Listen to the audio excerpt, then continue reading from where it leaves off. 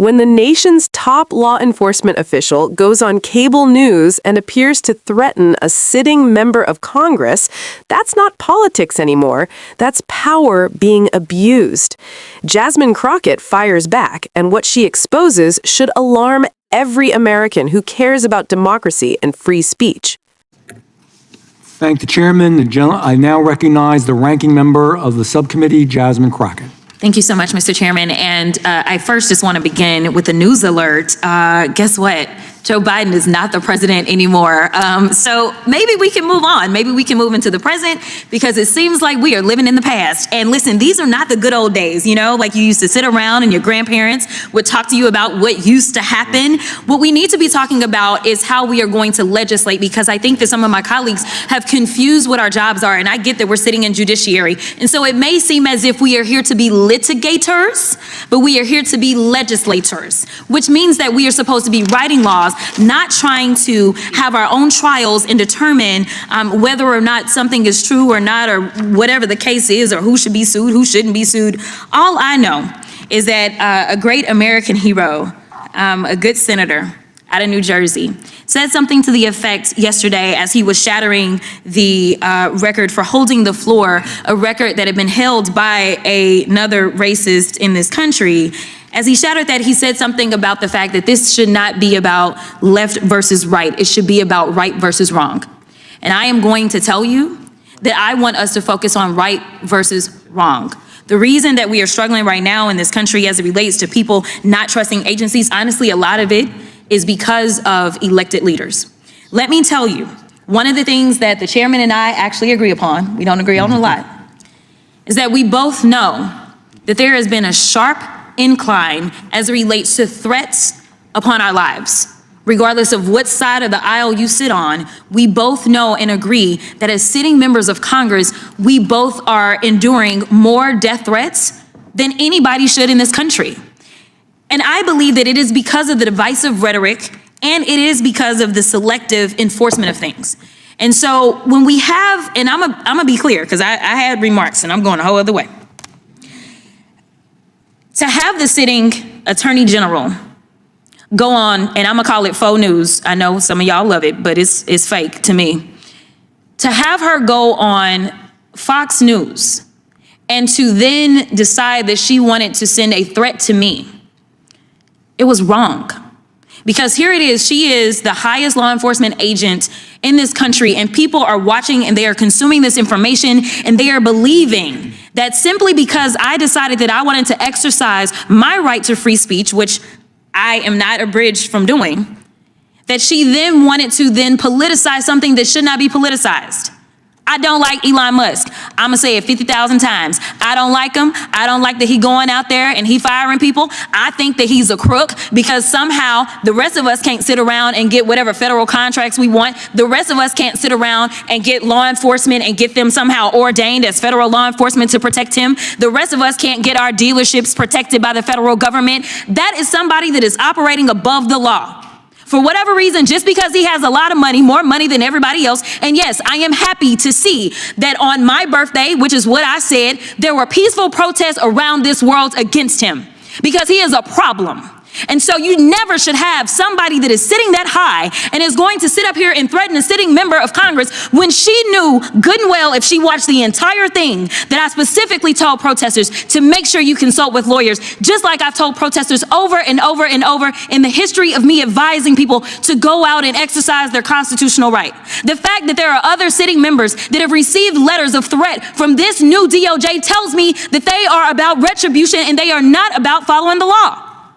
The reason that our party, or I won't even say our party, our country is torn apart is because we can't even agree on right versus wrong.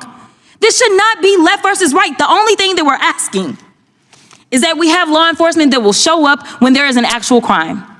If somebody calls and says, hey, I need you to investigate this cybercrime, or I need you to investigate this child pornography, or I need you to investigate this robbery, then we want somebody to show up, and we don't want them to look at us and act as if just because I'm black or because I'm woman, that I am not worthy of having that case investigated, because we have an administration that is continuously railing against diversity, equity, and inclusion, or we don't need people that show up that feel like diversity should not be valued. That is why we should have somebody that may show up and looks like me. The final thing that I'll say, because you've been gracious, is this. When I first became a public defender, I had no criminal defense experience. And I walked in and I told my boss, Charlie, I said, listen, you should hire me. He said, why? I said, because I'm black. Charlie looked at me like I was crazy. And I said, let me tell you something.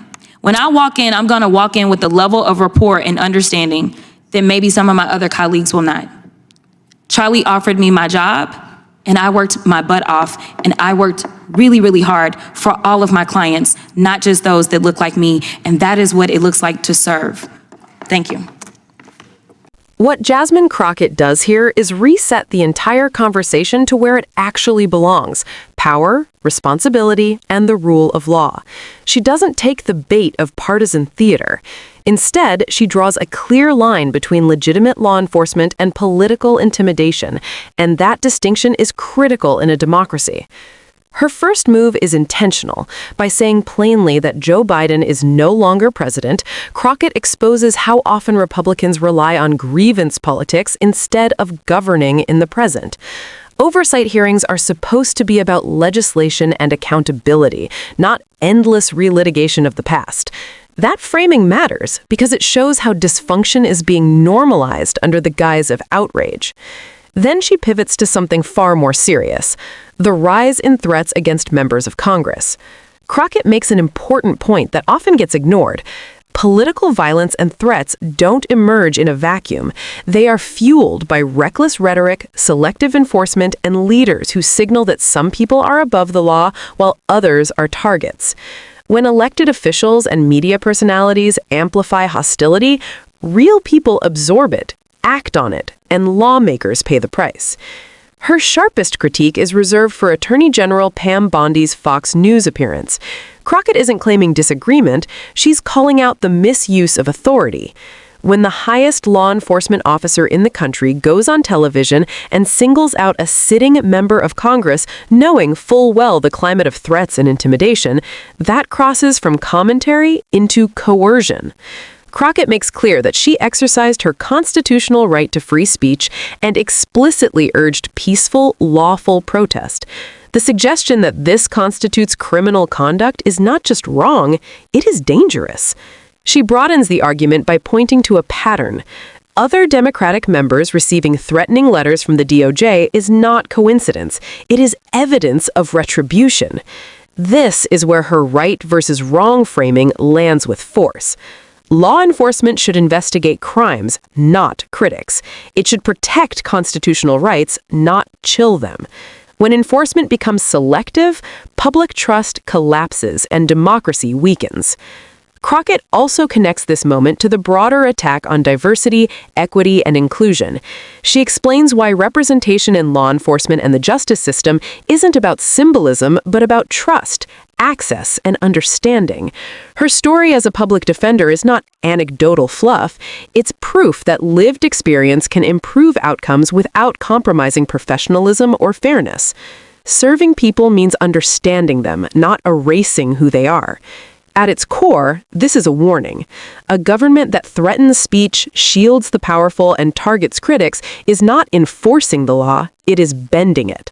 Democrats are sounding the alarm because we understand what happens when accountability disappears. Crockett's response isn't just a defense of herself. It's a defense of democratic norms, equal justice, and the idea that no one, not even an attorney general, is above the Constitution.